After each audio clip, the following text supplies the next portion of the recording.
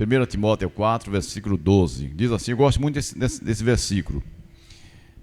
Ninguém despreze a tua mocidade, mas sê o exemplo dos fiéis na palavra, no trato, no amor, no espírito, na fé, na pureza.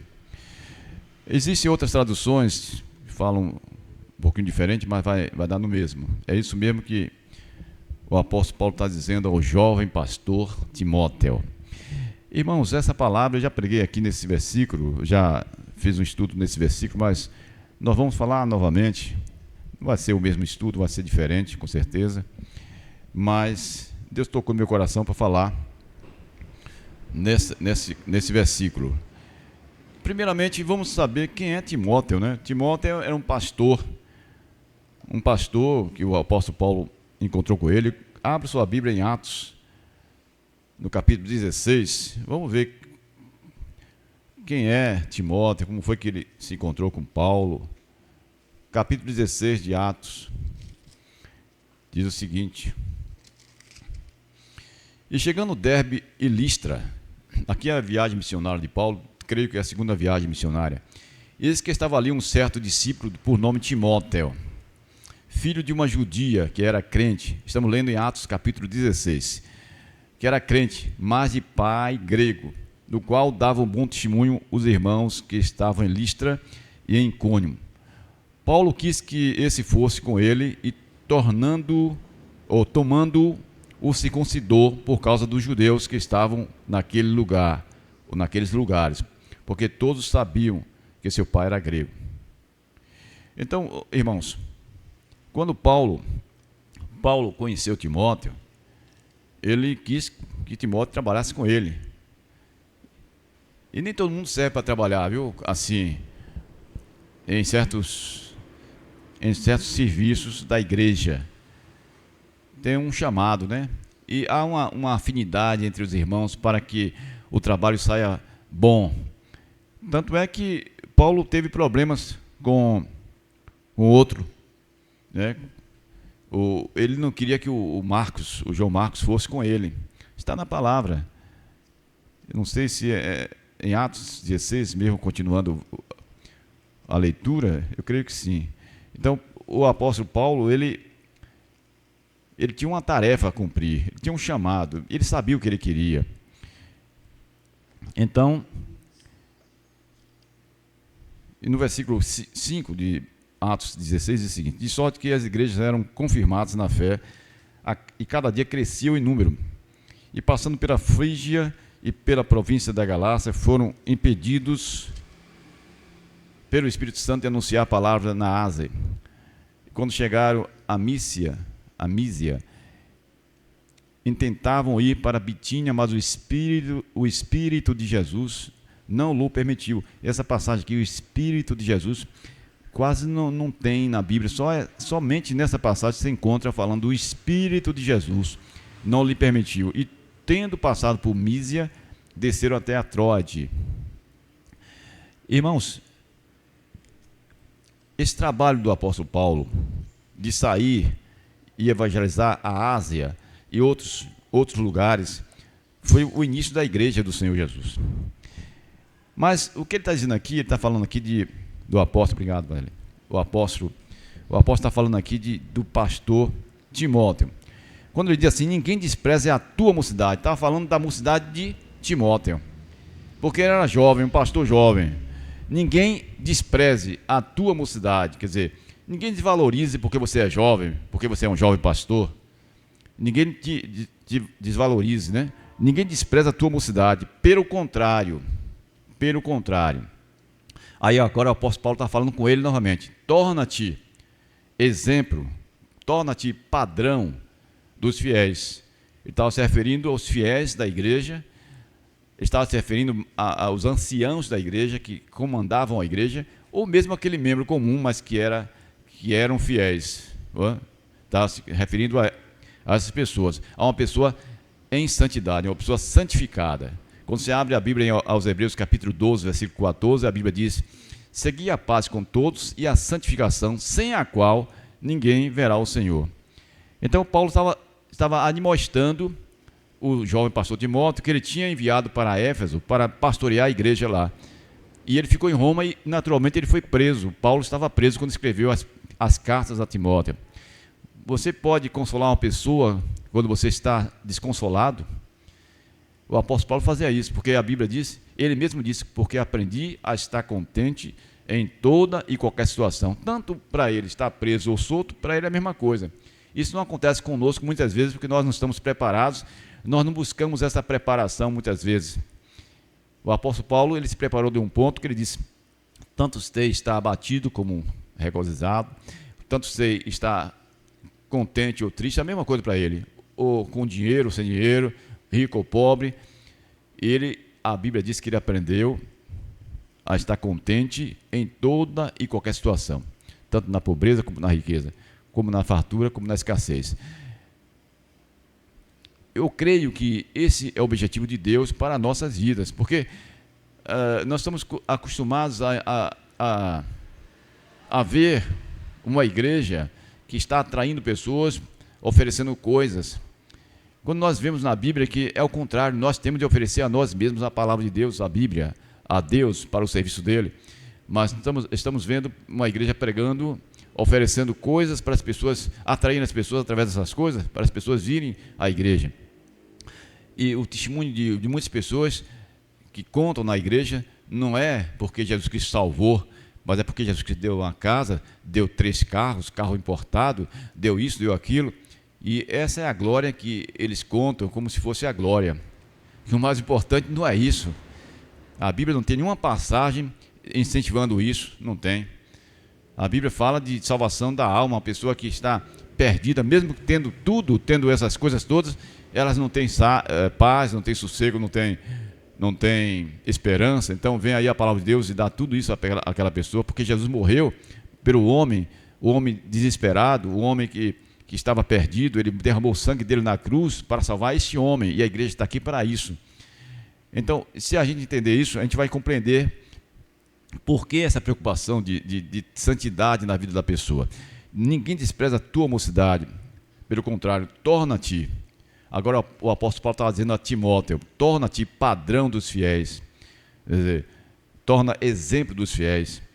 Aí ele começa a dizer em que sentido? Na palavra. Ele começa a dizer na palavra, que a nossa palavra seja sim, sim, não, não. Mas de onde veio o apóstolo, o jovem pastor Timóteo? Se você abrir a sua Bíblia em 2 Timóteo, no capítulo 1, no primeiro capítulo de 2 Timóteo, no versículo 15, aliás, versículo 5, diz o seguinte, a palavra de Deus: trazendo à memória a fé não fingida, que em ti há, a qual habitou primeiro em tua avó Lóide e em tua mãe Eunice, e estou certo de que também habita em ti. Veja que o apóstolo estava falando com o pastor Timóteo da sua infância, como ele foi criado. A avó e a mãe, todas as duas crentes no Senhor. A Lóide, a sua avó, e sua mãe Eunice, elas ensinaram a palavra, mesmo tendo um pai grego. Não era judeu o pai de Timóteo, era grego. Mesmo tendo um pai grego que não acreditava possivelmente nas coisas de Deus, elas ensinaram o seu filho na palavra, ensinaram nas Santas Escrituras. Ele aprendeu com a sua avó e a sua mãe. É um reforço, né? Um reforço. Não somente a mãe, mas a avó estava ali acompanhando a mãe, possivelmente nova, jovem também, ensinando a palavra de Deus. Esse deve ser o cuidado nosso. Irmãos, eu sempre falo com as pessoas mais próximas de mim, Vanderlei e outros, olha, cuidado na criação dos seus filhos, porque vocês estão tendo a oportunidade de ensinar seus filhos agora. Não se ensina a ninguém depois que ele cresce, se ensina enquanto está crescendo, que ele vai absorvendo a palavra.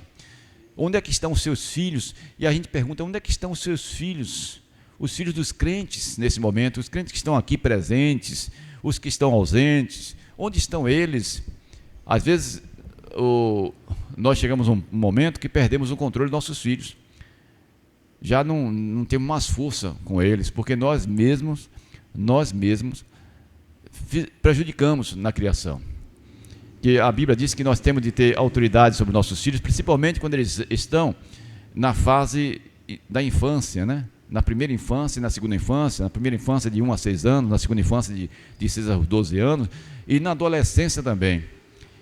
Mas, infelizmente, nós temos fracassado na criação dos nossos filhos, e aí teremos problemas mais tarde, com certeza.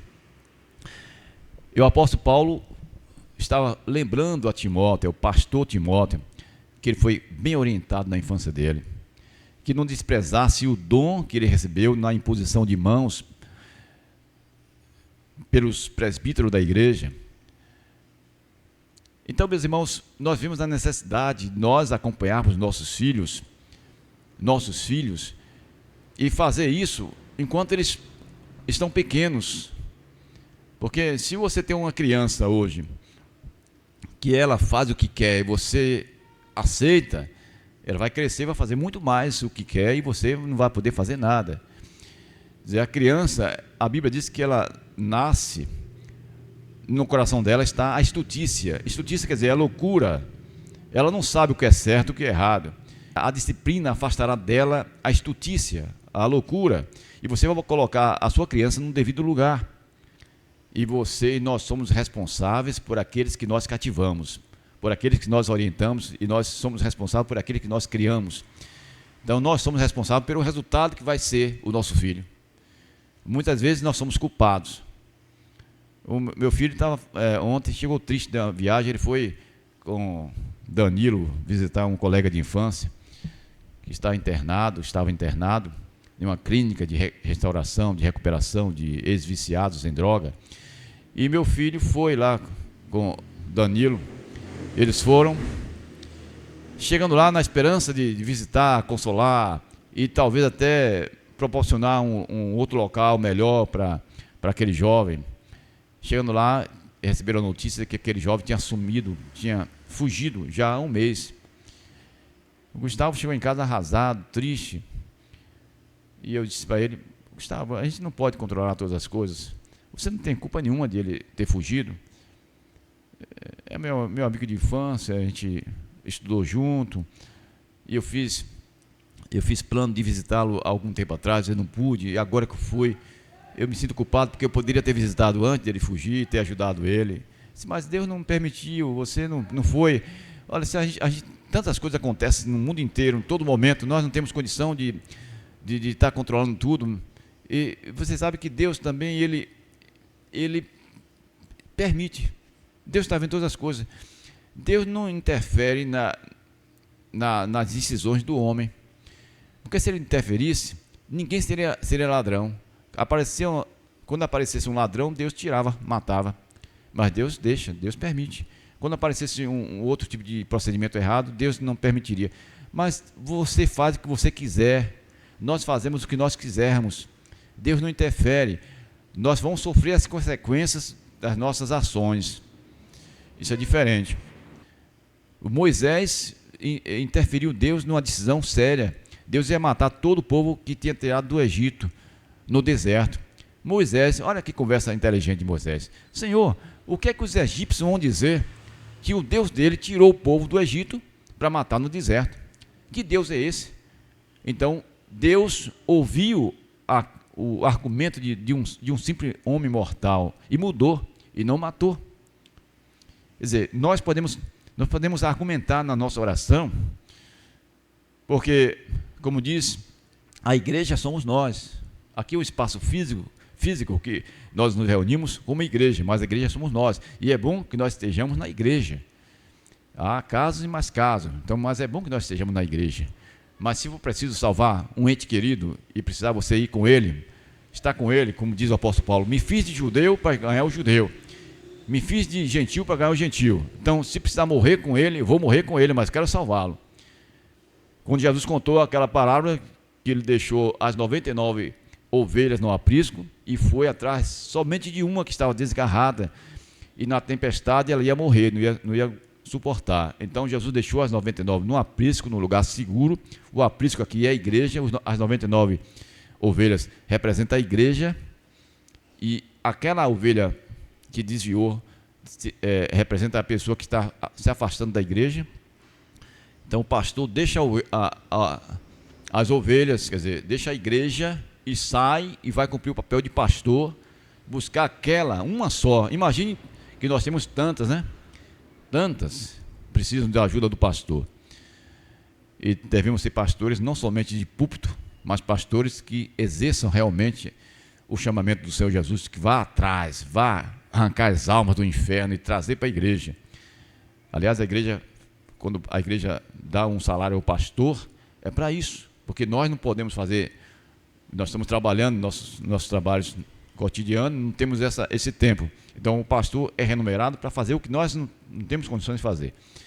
E essa é a missão, né? Essa é a missão de levar a mensagem, buscar, salvar, alimentar, cuidar, visitar. É a missão de todos nós, claro. Mas maior é do pastor, do líder que está na frente. Eu estou falando em termos gerais, né? Na igreja do Senhor é assim que funciona. Então, irmãos, aquele jovem pastor Timóteo precisava ser cuidado.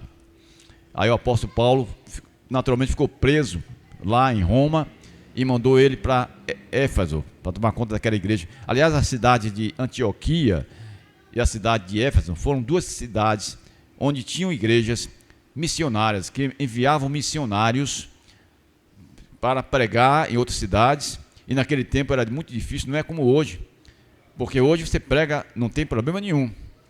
Lá você estava pregando contra a lei, que a lei era a religião dos judeus. Então toda palavra que fosse contrária à lei, os sacerdotes tinham poder de polícia e podiam prender as pessoas que estivessem falando alguma coisa contrária à lei de Moisés. Mas aqueles discípulos, eles eram audazes, eram corajosos, impelidos pelo Espírito Santo. Eles iam, eram presos, depois soltos e continuavam fazendo a mesma coisa. Não se intimidavam. E nós, às vezes, não temos nada, não temos sofrido nada e estamos escondidos em casa. Poderíamos estar fazendo um bom trabalho para a igreja, mas estamos acomodados. No entanto, aqueles apóstolos, eles eram perseguidos, eles eram atormentados, até eles apanhavam, eram apedrejados, como fizeram com Paulo. Apedrejaram Paulo, Paulo ficou como se estivesse morto. Os irmãos vieram depois, cercaram aquele corpo que estava supostamente morto, e Paulo reviveu, e levantou e entrou na cidade novamente, para pregar novamente. Quem faria isso de nós? Depois que foi apedrejado, colocado para fora da cidade, e voltar para a cidade novamente, pregar o evangelho, e depois ir para outro lugar. Então a coragem daqueles irmãos, como diz aquela música, né, Marlene? Eu queria saber, é assim mais ou menos, a força de Paulo e de Pedro quando pregava. A igreja, a antiga igreja, né? Que nós estamos vivendo uma igreja hoje um pouco diferente, uma igreja moderna, mas a igreja primitiva, aquela igreja que tinha aquele poder do Espírito, que eram lançados, o povo era lançado na cova dos leões, e mesmo assim não intimidava os que estavam vivos, aqueles que ficavam vivos, e alguns eram colocados, né, em tochas, fazendo, né, para iluminar a cidade. Eles eram queimados vivos, e no entanto a igreja continuava pregando, às vezes a igreja escondida debaixo do chão, nas montanhas, nas locas, nos buracos, mas a igreja subterrânea, ela pregava, ela andava escondida, mas pregava. Havia um grupo de judeus que tinha força de polícia e ficava fiscalizando, né?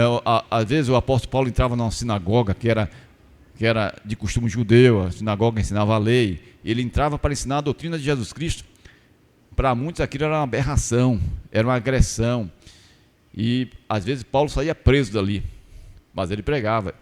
A metade da igreja se convertia a Jesus Cristo, entendia a palavra, metade não. Era assim. Nós, irmãos, fomos chamados para revolucionar o mundo com a palavra, mas Deus quer nos preparar para isso. Quando o apóstolo Paulo mandou a carta na prisão para o jovem pastor Timóteo, ele estava animando o pastor Timóteo a ser uma bênção na palavra. Nós não podemos vencer se nós estivermos na mentira, por exemplo. A palavra do crente deve ser sim, sim, não, não. E é muito difícil, viu, Júnior? É difícil. Em momentos da vida, você, para sair de uma situação difícil, às vezes, fala uma coisa que não é verdade. E aí, aí entra o inimigo na vida da pessoa. Porque a Bíblia diz que o pai da mentira é Satanás. Quando ele diz assim, ser padrão dos fiéis na palavra, ser exemplo na palavra, custe o que custar, fale a verdade. O apóstolo Paulo, ele também estava orientando o jovem pastor Timóteo, a igreja dele. Quando estava orientando a Timóteo, estava passando para Timóteo o que ele deveria passar para a igreja. Se você abrir a sua Bíblia em 2 Timóteo, no capítulo 2, você vai ver que ele fala sobre procedimento. Quando ele diz assim, ser padrão dos fiéis na palavra, no procedimento. O que é procedimento? Irmãos, procedimento é toda ação de viver. Isso envolve toda nossa maneira de viver. Procedimento é o falar, é o andar, são os nossos gestos, são nossas atitudes, é a nossa maneira de se vestir, a nossa maneira de se situar no mundo, né? De se colocar no mundo. Às vezes nós queremos ser agradáveis e começamos a conversar coisas que não devem. Nós às vezes, para ser aceito, para nós sermos aceitos em uma roda de amigos, nós começamos a contar uma piada indecente, uma coisa, um gracejo, que a Bíblia manda que nós não façamos isso. E aí o testemunho de Jesus Cristo já se foi. Nós às vezes não temos condição de pregar a palavra a algumas pessoas, porque nós não temos vida para pregar a palavra, porque nós mesmos desfizemos em nós mesmos não, a gente não deu testemunho para poder pregar a palavra. Talvez uma falta de santidade em algum momento, uma palavra mal colocada, a gente não tem poder para dizer Jesus Cristo salva, Jesus Cristo é o único caminho. Você tem de entregar sua vida ao Senhor, porque às vezes quando nós não podemos pregar a palavra, e a gente sente, puxa, essa seria a oportunidade de eu falar de Jesus com essa pessoa, mas eu não tenho condição, eu não tenho condição de falar, a minha vida está toda errada, e mesmo eu estando na igreja, mas eu não tenho condição. Então isso é perigoso, porque nós somos chamados para salvar o mundo, e ser crente é um sacerdócio. Onde quer que você esteja, você deve testemunhar do Senhor Jesus. Jesus pode querer lhe usar a qualquer momento. Como é que você está? De que maneira você está? Temos de ter esse cuidado na nossa vida. A Bíblia diz, foge também dos desejos da mocidade e segue a justiça, a fé, o amor e a paz com os que com o coração puro invocam o Senhor. E rejeita, estamos lendo em 2 Timóteo, capítulo 12, versículo 22, agora o versículo 23. E rejeita as questões loucas e sem instrução, sabendo que produzem contendas. E ao servo do Senhor não convém contender, mas sim ser manso para com todos, apto para ensinar, sofredor, instruindo com mansidão os que resistem, a ver se porventura Deus lhes dará arrependimento para conhecerem a verdade, e tornarem a despertar e desprendendo-se dos laços do diabo, em cuja vontade estão presos. E no versículo 11, no capítulo 2, né? Segundo capítulo de 2 Timóteo, diz: palavra fiel é esta, que se morrermos com ele, também com ele viveremos. Se sofrermos também com ele, reinaremos. Se o negarmos, também ele nos negará. Se formos infiéis, ele permanece fiel, não pode negar-se a si mesmo. O apóstolo Paulo, irmãos, em muitas palavras, ele nos orienta, em todas as suas cartas, ele nos orienta ao bom procedimento.